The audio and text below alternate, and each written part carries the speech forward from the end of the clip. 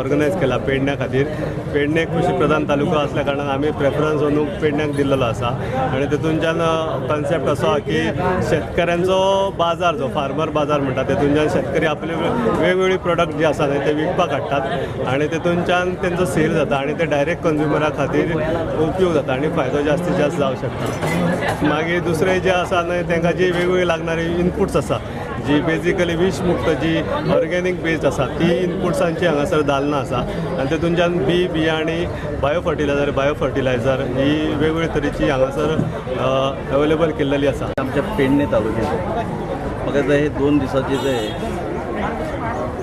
Nothing but exhibition जे organise केला हाच्या बद्दल तेंचे आणि त्याच बरोबर आमच्या सगळ्या शेतकऱ्याचे आणि हांव एक विनंती करीन दिसता म्हाका शेतकऱ्यांक की सरकार दिवपाक तयार आसा, आमी घेवपाक फाटीं सरता, आमी शेतकऱ्यांनी फुडें सरपाक जाय. इतलें न्हय, हांवें मशीन जाय, ट्रॅक्टर नांगरपाक पयशे भरले पण अजूनय तितकी उमेद शेतकरी दाखयना. म्हणून तांकां विनंती करता की आदी मेळनासले सरकारा कडसून, आज सरकार दिवपाक रेडी आसा.